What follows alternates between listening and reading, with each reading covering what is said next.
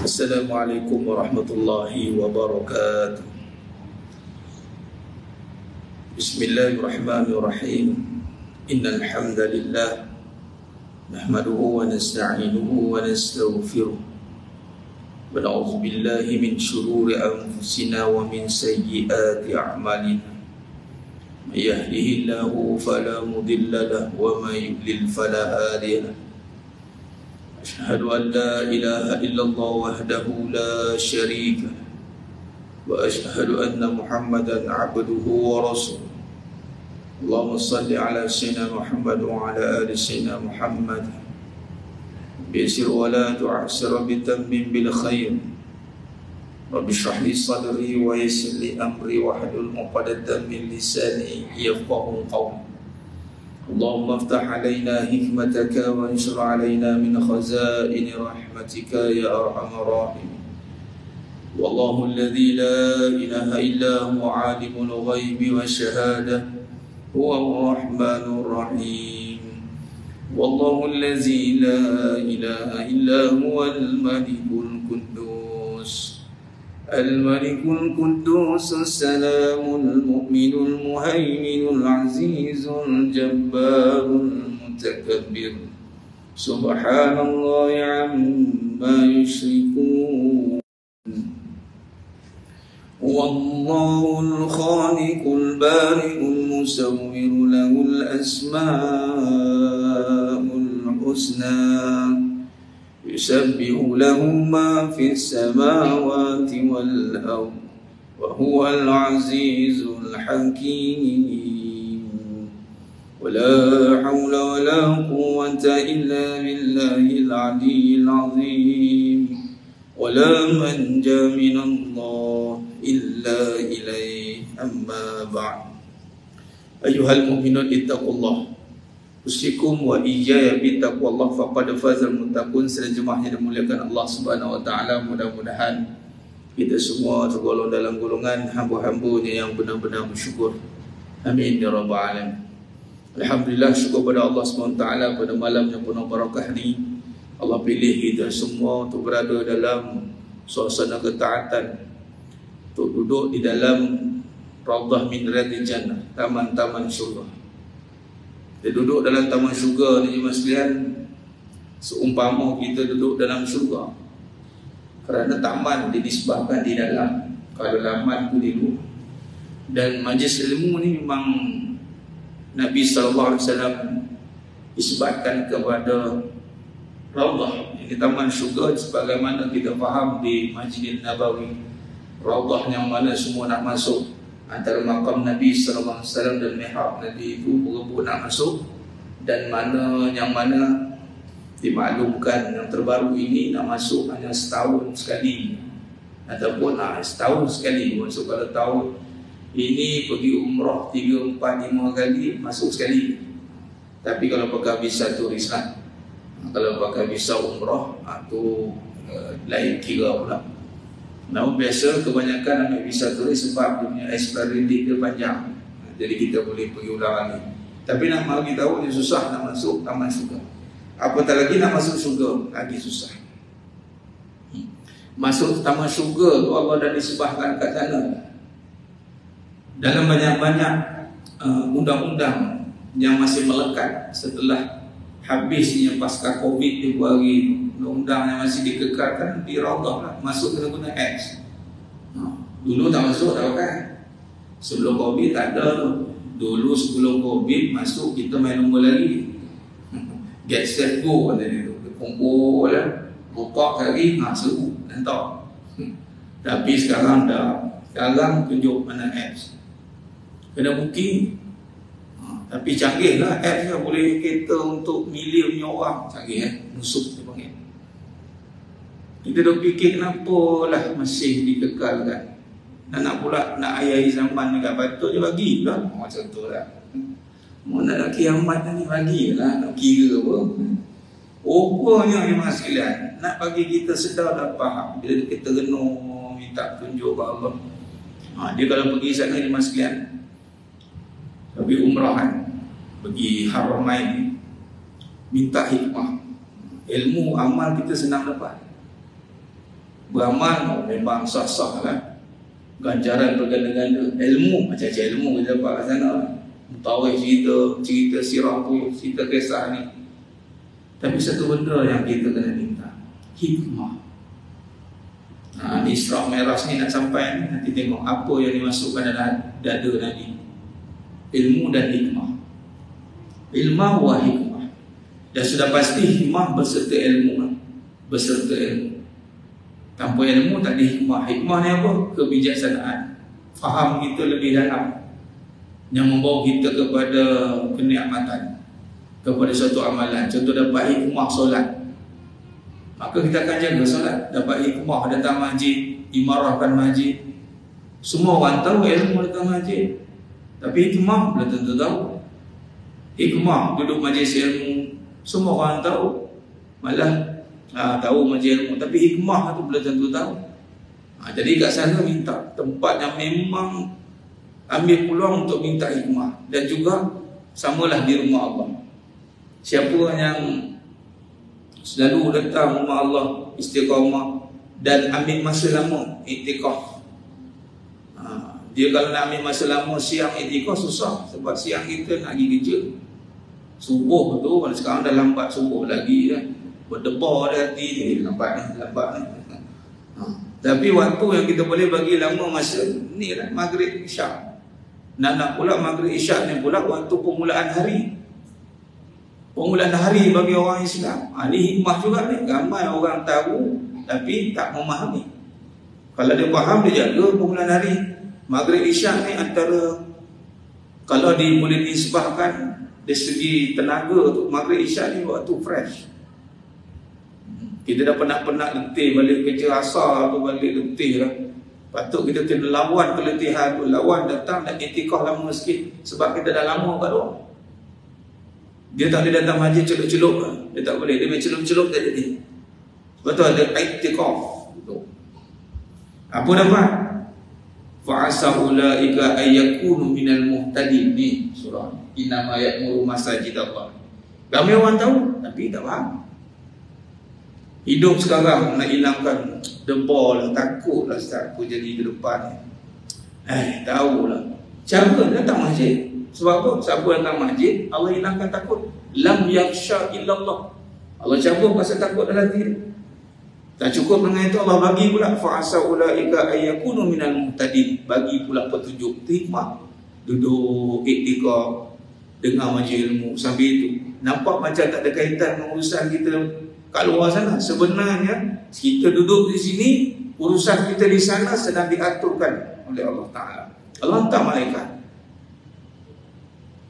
Jangan kita ingat kita buat semua. Mana kita banyak staff kan, tapi tak nak guna. Jangan. Ramai orang nak dengan diri dia sendiri. Nak dia kata bersungguh-sungguh. Sedangkan dunia orang nak bagi. Tapi siapa yang bagi masa ke Allah, Allah bagilah dunia kat dia. Ada kategori orang pergi cari dunia, cari kan Allah kata, tapi belum tentu dapat. Tadi hikmah menung, pergi Mekah di Madinah tengok hikmah, minta di masjid. Jadi hikmahnya beratur panjang-panjang. Masuk syurga memang kena izin. Tak kisah siapa pun, ada izin masuk. Dia panggil tasrih. Ada syafaat. Itu syafaat lah kan. Beratur gitu, dia tengok buku amalan. Lulus, masuk. Tengok tak ada, tak boleh masuk. Jadi syurga di Raudhah memang beri dia masuk, sebidang tanah itu memang akan ada dalam syurga, kata Nabi SAW. Siapa jejak kaki dalam tu memang masuk syurga. Jadi berbondong-bondong manusia nak masuk syurga memang. Tapi sekarang masuk mana apps, tengok okey, boleh masuk. Tapi susah sekarang ni, makin susah, setahun sekali. Tapi Nabi kata kalau jumpa juga Raudhah, nampak? Nabi disebabkan juga, kalau jumpa juga singgahlah, datanglah. Itulah majlis zikrullah, majlis ilmu maksudnya. Dan dia bukannya ada setiap masa, dia ada bila kita mulakan dengan dengan ada pengajian lah. Oh, duduk saya nak tunggu duduk taman syurga tak jadi. Tak jadi. Buat usrah, buat pengajian, jadi taman syurga. Jadi beruntunglah siapa yang awal hari ni maghrib isyak tu duduk taman syurga, konsisten sampai mati. Menunjukkan dia serius nak masuk syurga. Habis. Tengok selalu ada ni, kenapa saya nak masuk syurga sebenarnya? Tahu dengan amalan tak layak, dengan diri tak layak. Habis tu saya nak layakkan kat dunia supaya Allah nampak saya ni sungguh-sungguh nak masuk syurga. Kat mana? Taman majlis ilmu. Majlis ilmu memang kena sebab apa? Dia faham ni kena hikmah. Dia bukan sekadar datang majlis ilmu menunjukkan kita nak masuk syurga. Malah kalau kita niat turun daripada rumah kita kepada mana datang, niat kita solat 1, 2 nak menuntut ilmu, nombor 1 menuntut ilmu dan beribadah lah. Sepanjang langkah tu Allah permudahkan jalan ke syurga. Bukankah kita beramal nak masuk syurga?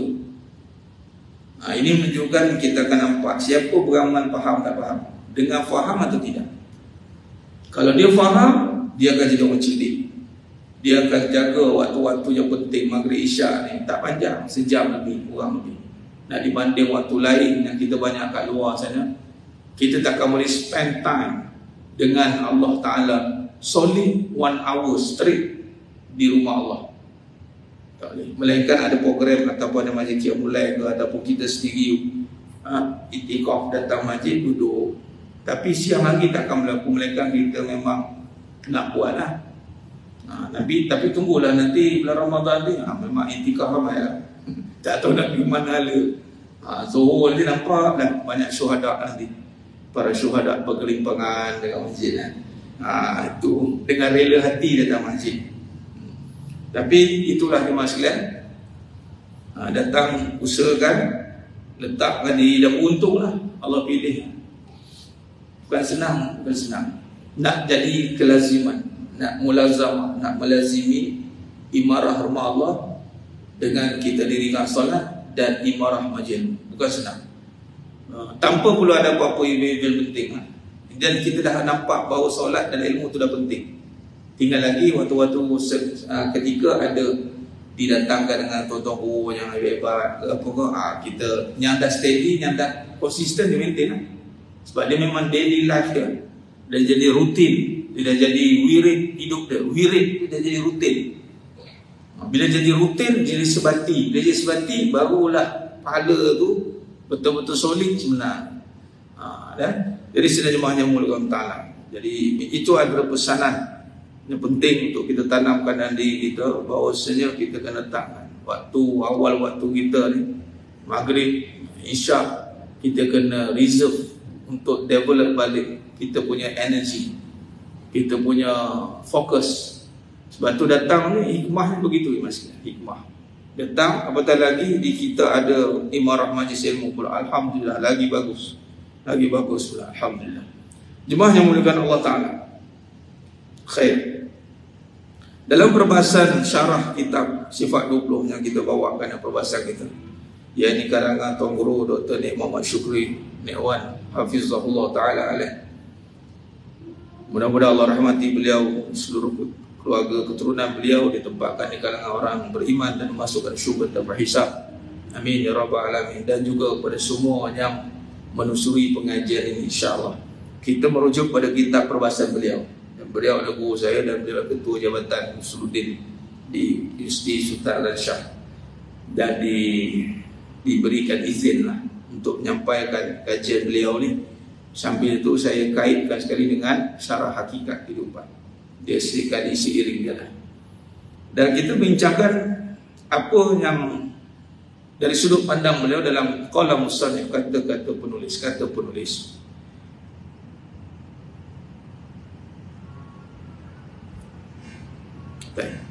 Kata penulis, bismillahirrahmanirrahim, dengan nama Allah yang Maha Pemurah lagi Maha Mengasihani. Akidah adalah tumpuan utama wahyu ilahi kepada setiap nabi. Akidah adalah tumpuan utama wahyu ilahi kepada setiap nabi. Kajian kita ni adalah menumpu kepada perbahasan akidah, sejarah dan kupasan pendekatan akidah. Dan dimulakan dengan kata beliau, akidah adalah tumpuan utama wahyu ilahi kepada setiap Nabi, daripada Nabi Adam AS sehinggalah Nabi Muhammad SAW. Utama yang disampaikan adalah itulah risalah kebenaran, risalah tauhid, yang mana menyeru manusia, umat manusia untuk mengesahkan Allah Subhanahu Wa Taala. Penumpuan diberikan supaya setiap umat selamat dan sejahtera dalam kehidupan mereka sepanjang zaman. Untuk mendapat kesejahteraan itu tidak lain tidak bukan hanya kembali kepada Allah Subhanahu Wa Taala, untuk kembali mengesahkan, mengenal Dia. Ala bizikrillahi tatma'innul qulub. Hanya saja dengan ingat Allah, ingat bil makna kenal. Pengajian dalam kitab sifat 20 ni adalah kajian untuk mengenal Allah SWT. Dan jemaah sekalian, suka diingatkan pada diri saya dan semua yang mendengar, jangan ambil mudah dengan mengenal Allah. Barang depan mata pun belum tentu kita kenal. Ini kan yang kita tak nampak dengan kasat mata kita. Kita kena letakkan keutamaan. Nak hidup, nak mengenal Allah. Kalau tanya, kalau nak bagi reserve, baki hidup lah. Kita cakap baki hidup lah. Memang kita ni berbaki tak tahu bila. Dia tak kisah tua muda ni. Kita sedang berada di fasa penghujung finale. Kan? Finale ni maksudnya ada Nabi lah. Berapa tahun? Wallahualam. Tapi singkatlah. Jadi kalau tanya apa nak buat pada fasa-fasa akhir ni, kau tanya kan? Azam nak kenal Allah. Azam untuk kenal Allah. Saya dah kenal Ustaz. Apa bukti kamu kenal? Tu saya solat, saya beramal. Iblis solat, beramal. Mana lagi lama Iblis dengan kamu? Kemana Iblis sekarang? Kalau kata dia kenal, mana Iblis sekarang? Kafir. Kalau kata kita sangka kita kenal dengan aku dah solat. Bila aku dah solat, mana perlu kenal? Perlu kenal kan? Sebab apa? Sebab nampak amal tu dengan diri, bukan dengan Allah. Beramal rasa dengan dia. Padahal berdiri pun kita tak boleh kalau tidak ada bantuan Allah SWT. Itu kan kalau tak kena sifat Allah tu, kita nampak sifat kita. Contoh hidup. Hidup saja bukan kita. Kita dihidupkan. Tapi manusia makhluk ni apa? Mati, tiada. Jadi kita hidup ni dengan Allah. Apa maksud dengan Allah? Dihidupkan. Dia kata dihidupkan, rasalah terima kasih. Bukan rasa aku beramal, aku buat itu, aku buat ini, sehingga rasa mulia pula. Setengah tu beramal sampai rasa mulia. Bukan nak muliakan Allah, rasa mulia kita. Faham? Dia beramal sebab tu nak ngaji tasawuf, tauhid dan tasawuf. Dia beramal tu cuma sekalian. Nak pula ada amalan-amalan khusus. Oh, dia dapat ni, saya dapat amalan khusus ni. Dia rasa special. Dia rasa special salah. Ini orang lain tak dapat ni. Ini aku ada, aku dapat. Dia rasa dia special habis. Sedangkan hidup ni nak rasa Allah yang special, Allah yang mulia. Kali Allahu Akram. Nanti jawab Ramadan al-Mubarak, Allahu Akram. Jawab itu, jawab balik Allah yang mulia. Oh ya Allah. Upaya akhir zaman yang kita kena tumpukan balik supaya kita kenal, ya Allah, bagai aku benar-benar mengenalimu. Apa cara mengenalimu? Rasa bergantung sepenuhnya kepada-Nya. Apa tanda anak kenal bapa dia? Dia tak berenggang dengan bapa dia. Apa tanda anak kenal mak ayah dia? Dia tak berenggang. Masa berenggang ni, walaupun tak depan mata, dia akan sejak-sejak nak tanya abi dia dululah, nak tanya mak dululah. Sebab dia tak ada apa kan. Boleh tak beli ni? Boleh tak? Dia fikirannya abi umi dah. Abi umi tak fikir lagi. Nak keluar minta izin, nak beli barang dia minta, nak pergi jalan dia minta hantar. Dia tak boleh buat sendiri. Walaupun dia boleh berjalan, dia boleh bermain, dia boleh buat apa saja, tapi wajah ayahnya, ibunya ada di mana-mana. Ni kena tanya mak dulu ni. Anak-anak kalau nak beli barang apa, dia tak ada duit. Katalah sampai kesudah tak ada duit, ayah dia nak kerja dengan ayah ni, lagi cantik, lagi elok. Ayahnya bos. Sampai kesudah berharap kat ayah dia, betul, aku yang bagi duit kat kamu. Betul.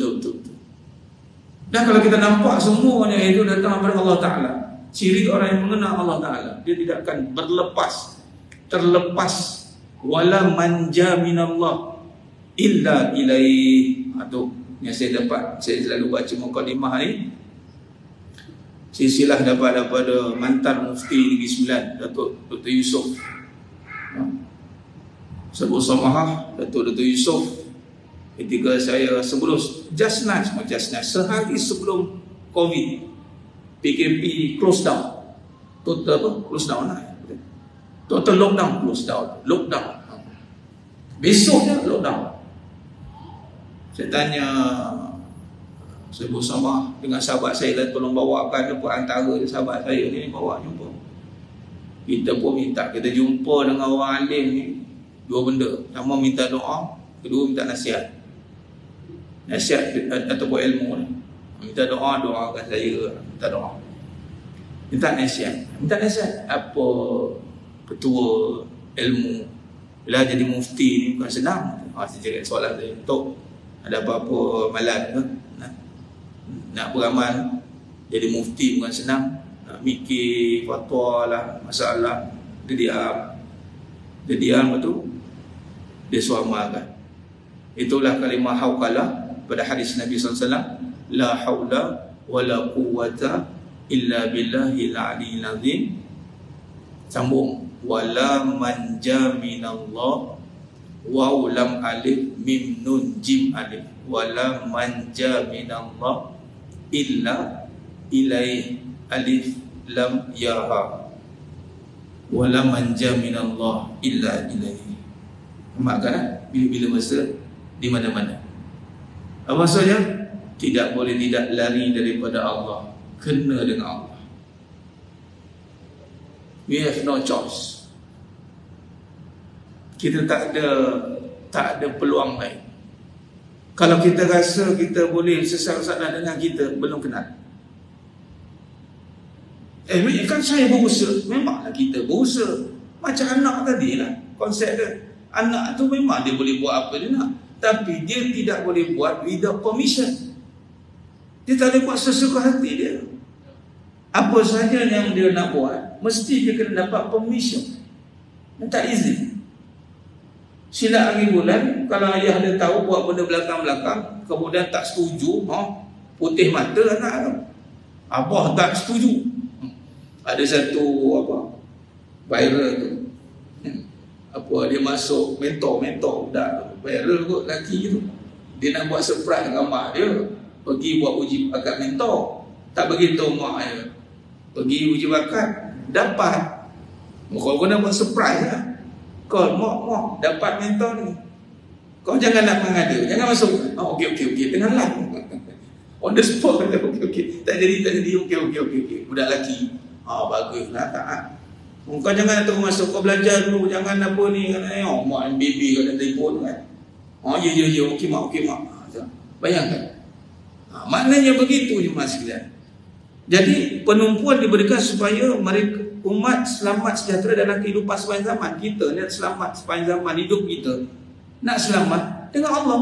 Allahumma antas salam wa minkas salam wa ilaika ya'udus salam. Macam mana kita nak rasa selamat dengan Allah? Sebab kita tak kenal Allah, kita lebih kenal makhluk yang menjaga kita. Ada pengawal keselamatan, bagus selamat, lega sehati, hati-hati. Allah takdirkan saya ni belajarlah sikit-sikit bidang architecture.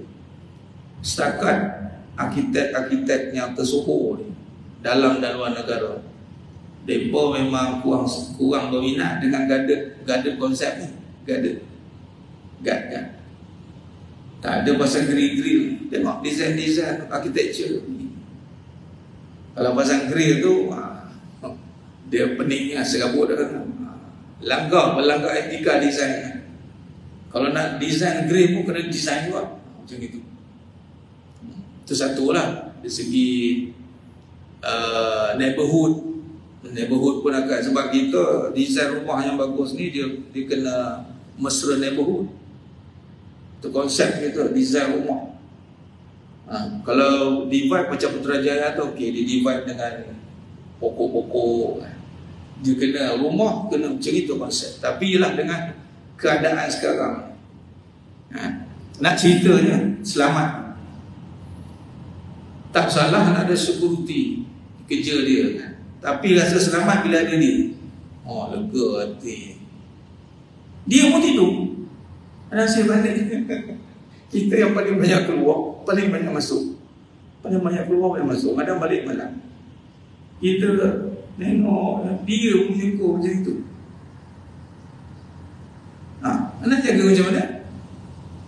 Banyak kes kan, siap lambai macam ni orang. Pecah masuk lah. Lambai kat CCTV. Jadi senang cerita, kalau nak bagi jaga, bagi anggota yang bersenjata lagi. Baru tu pistol. Ni pistol pun tak ada, apa pun tak ada. Kalau fikir dia nak kejam macam mana. Kalau yang masuk tu guna pistol, jaga apa?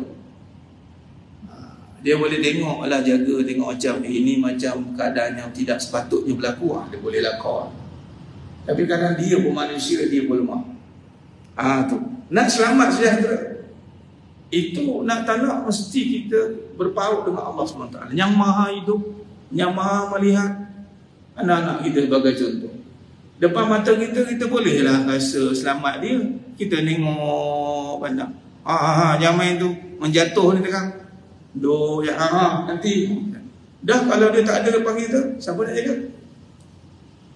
Macam mana nak rasa selamat nanti kalau kita tak kenal Allah yang maha menjaga, maha melihat?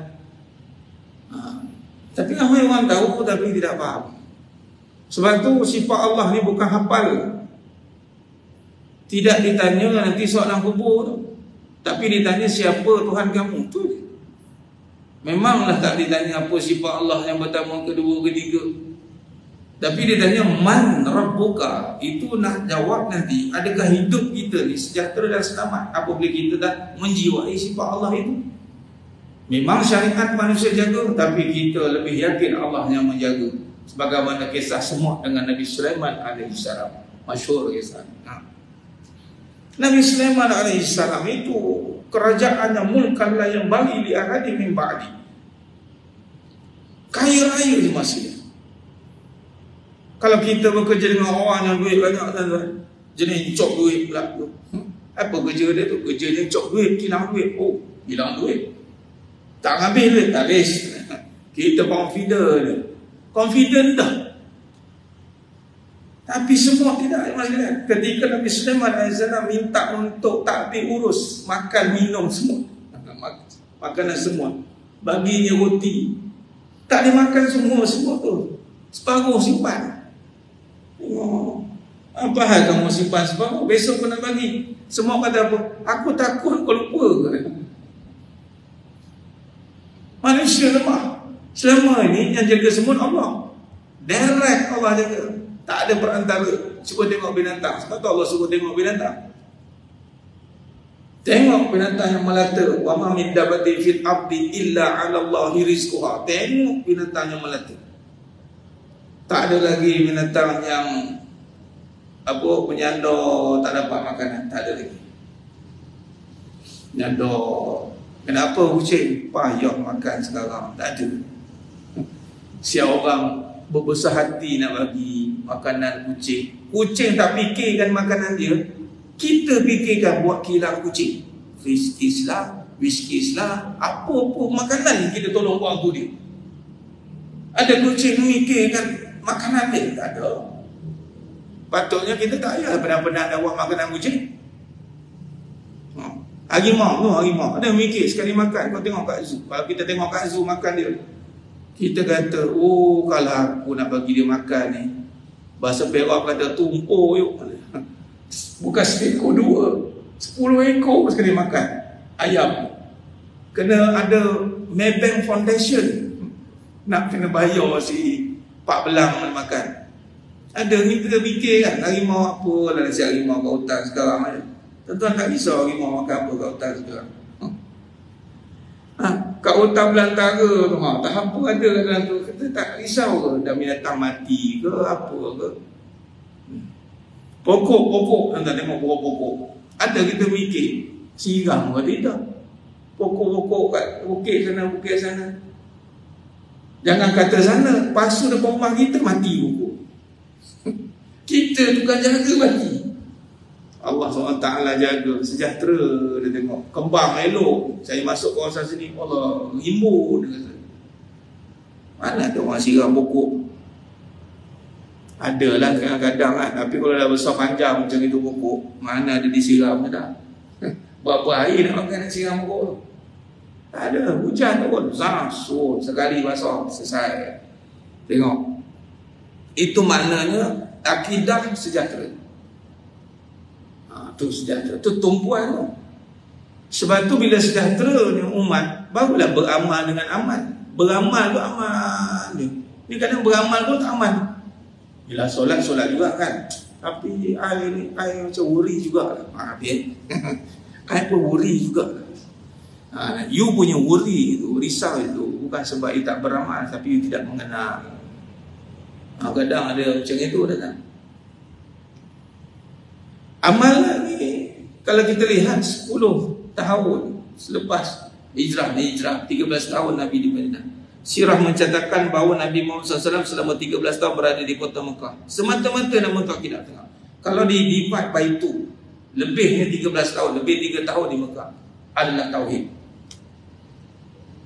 Dia memang sama kuat tu. Kalau ikutkan sama banyak iman, amal. Tapi lebihnya cenderung kuat akidah. Jadi orang beriman pasti beramal. Orang yang solat itu, ya Islam dia.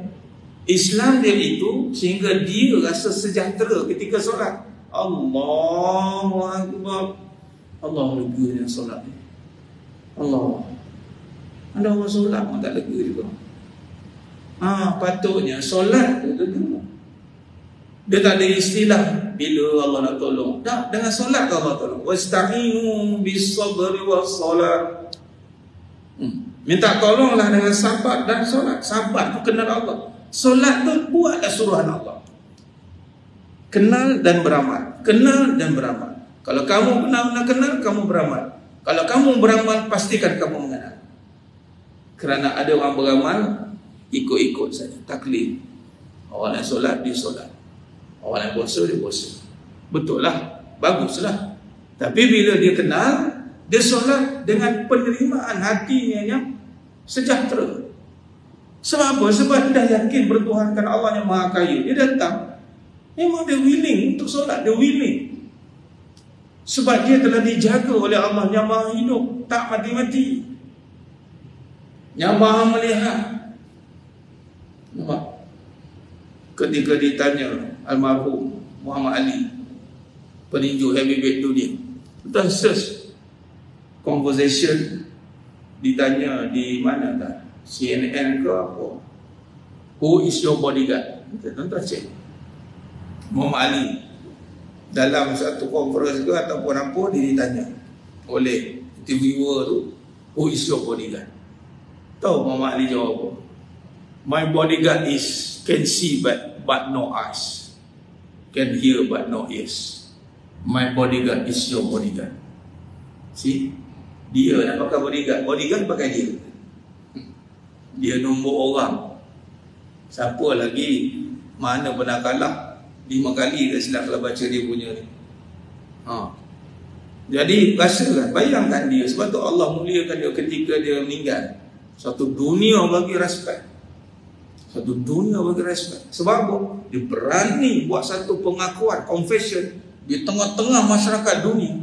Dia memperkenalkan Allah SWT. Tiada berbelah baginya. Sepadu tumbukan dia dengan begitulah dia menumbuk soalan-soalan yang bila bertanya siapa yang berkaitan tentang Allah. Dia jawab tepat. Who is your bodyguard? My bodyguard is can see but no eyes. Boleh melihat tapi tak ada mata. Tengok. Boleh mendengar tapi tak ada telinga. Ketika dia masuk Islam umur 35 tahun ni masa dia interview lagi, apa nak buat? Dia bencin awal. Masuk Islam dia bencin. Dia menumbuk orang sejak umur 21. Boleh baca biografi ni. Umur 21 dah menumbuk orang. Menumbuk lah saya bahasa kan. Dia menumbuk bukan free tu, berbayar juta harta dia. Ketika dia masuk Islam tu, Allah bagi dia tenaga dan harta solid. Tenaga pun solid, umur 35. Harta bilion.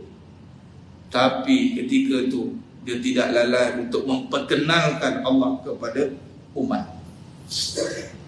Dia tanya, orang tanya, nak buat apa ni lepas bencin? Tahu dia jawab apa? Oh, saya tengok jawapan solid.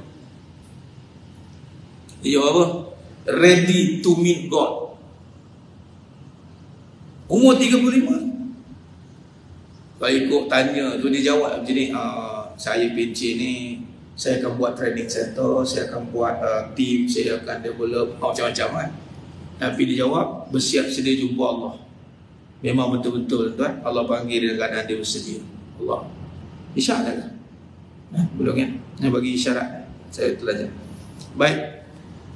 Olehnya demikian, akidah yang teguh dan mantap menjadi dambaan kepada setiap manusia yang bergelar diri sebagai mukmin kepada Allah SWT. Jadi akidah ni mas sekalian memang dambaan kita. Kita nak beramal, kita semua nak beramal. Seronoknya dapat beramal. Kita dengar orang tu boleh beramal ni, boleh beramal. Kita seronok kan. Lagi seronok kalau kita dapat akidah yang selamat. Seronoknya kan. Macam mana? Berakidah yang tegak, teguh, mantap, padu. Malah kadang-kadang manusia bagi alasan, nak macam mana Ustaz, hati saya dah serapuh bawang, turun naik. Dia main alasan lagi.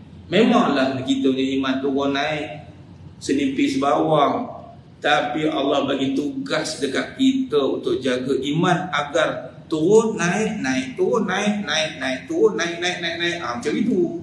Memang turun juga, tapi dia naik, turun sekali naik 2 kali, turun sekali naik 3 kali, turun sekali naik 5 kali. Dia macam itu. Sampailah naik, rasa nak turun tu dah jauh lah. Akhirnya dia, Allah akan wasabbit aqdamakum. Allah tetapkan hati dia. Ya mukallibal qulub, sabbit qalbi ala din wa ala ta'ati. Allah tetapkan pendirian dia. Dia tak ada dah. Ya ke tak ada. Ini tugas kita sebagai orang Allah. Nabi SAW, para anbiya memang naik, tak turun-turun. Kita kejap turun, kejap naik. Kejap turun, kejap naik. Tapi turun tu bukan turun sampai turun naik memang sama. Tidak. Turun naik 3. Turun mungkin satu stage. Naik 5, turun 2 lah. Naik 10, turun lah 5 sikit. Dia bukan turun naik, turun naik, turun naik. Jangan salah faham. Baik. InsyaAllah. Baik. Baik dalam insyaAllah. Kita buat kesimpulan insyaAllah.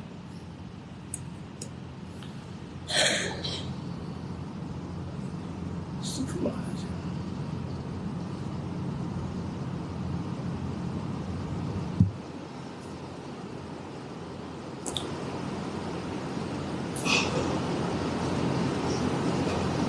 Bismillahirrahmanirrahim. Allahu Akbar, Allahu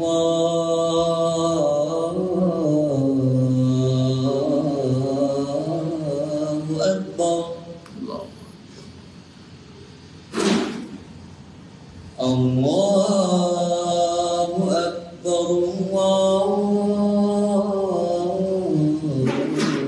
Allahu Akbar. Asyhadu an la ilaha illallah.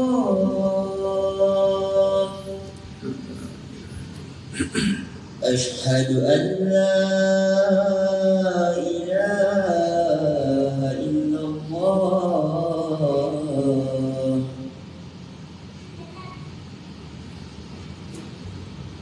Asyhadu anna Muhammadan Rasulullah.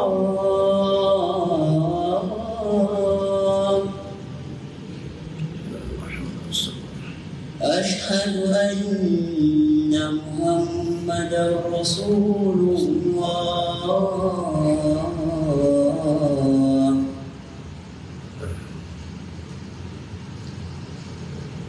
حي على الصلاة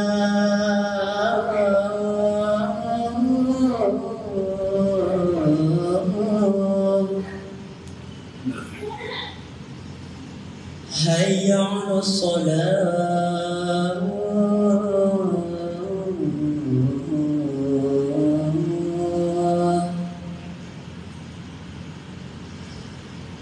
حي على الفلاح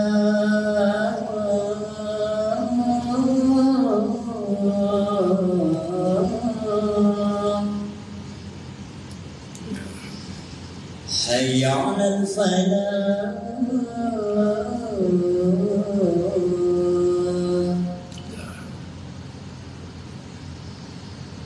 الله أكبر الله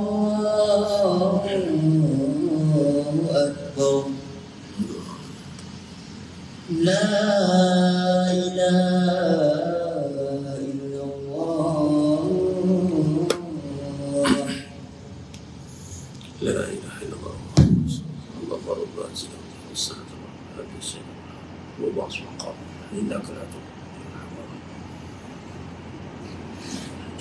Allahumma salli ala sayyidina Muhammad wa ala sayyidina Muhammad. Sedang jemaah yang boleh Allah khair.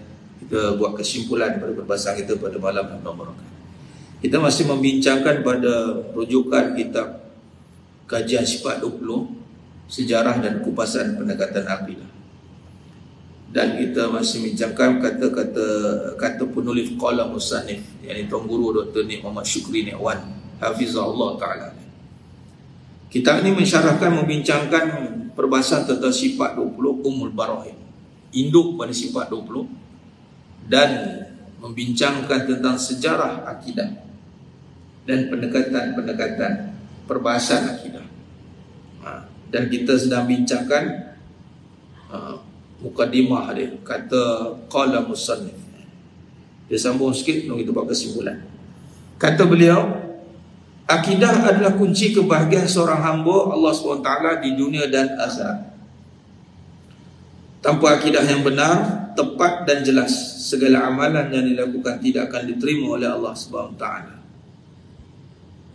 Antara tanda amalan seseorang itu tidak diterima oleh Allah SWT adalah apabila dia tidak mampu menikmati amalan itu. Amalan itu dinikmati ketika mana jemaah sekalian? Ketika menghadapi ujian kehidupan. Amalan bekalan. Ini kita belajar untuk faham tentang kebijaksanaan, hikmah. Bila kajian kehidupan, kita belajar hikmah. Kita beramal bekalan. Lepas tu kita jangan rasa kita beramal, beramal. Ya, bekalan betul. Masuk dalam bekal. Bekal tu maksudnya apa? Nak bawa amal. Time bila nak bawa? Nak bawa pergi mana? Bekal. Dua keadaan. Bekal nak mati. Sebelum mati, iaitu bekal untuk hadapi masalah dan ujian kehidupan. Orang yang ada bekalan, amalan diterima oleh Allah, dia jadi pahala. Syarat ataupun dikira amalan tu dia convert jadi pahala. Pahala tu jadi bekalan kita, saving. Okay. Pahala ni, sifat pahala adalah menghilangkan ketakutan, menghilangkan keresahan. Itu sifat pahala. Falahum ajruhum inda rabbihim. Maka pahala yang banyak di sisi kamu. Apa ciri orang banyak pahala? Wala khawfun alaihim wala hum yahzanun. Tiada ketakutan, tiada kebimbangan akan perkara buruk yang berlaku pada dia. Dan ayat ini ketakutan untuk mati. Orang yang banyak bekalan, Allah bagi terima amalan. Dengan apa terima amalan? Utama dia diterima tu akidah dia kena jelas. Amalan itu dari segi fiqhnya, itibak dengan Nabi SAW, itu dia nampak rukuk dia, sujud dia, perbuatan dia. Dia tengok manhaj mana, tengok mazhab mana, kita dah nampak, kita nampak. Dan kita kena betulkan amalan itu mengikut apanya telah digaris pandukan. Okey, yang tak nampak hati. Takbir ke mahram, ni sunat. Tapi ketika Allahu Akbar, hati dia merasa Allah besar ke besar lagi selain Allah. Itu nama. Nah, macam mana nak tengok? Macam mana nak tengok? Ini antara kita dengan Allah. Macam mana? Allah uji sekali. Allah bagi masalah isteri, masalah anak. Sekarang boleh lah. Sekarang ni bukan kata sekarang ni. Maksud sekarang saya buat isyarat cerita setengah orang tu sekarang boleh lah dia tengah beramal. Sekali dia konflik dengan isteri dia, pina kepala dah. Terasa besar masalah tu. Habis masalah duit terasa besar. Padahal kita dah i'tiqad dah. Allahu Akbar. Allah Maha Besar. Bila sebut Allah Maha Besar, semuanya lain. Tiada apa. Tiba-tiba bila bergaduh, pening kepala. Ini masalah ni. Aduh. Ada. Dia besarkan masalah daripada besarkan Allah. Sebab tu iman ni. Saya pernah nyatakan kat sini kepada saya pun. Tapi tak apa, kalau saya dah nyatakan ulangan, kalau belum mana saya nyatakan. Kita solat adalah menyatakan suruhan. Iman kat mana nak nyatakan? Ujian. Ujian menyatakan iman. Solat menyatakan suruhan. Solat yang benar-benar beriman ketika diuji, maka dia menjadi fahsya wal munkar. Dia komplimen. Baru kadang dia solat, tapi bila ujian terangkan lah. Terangkan lah. Solat dia mungkin suruhan, mungkin tidak.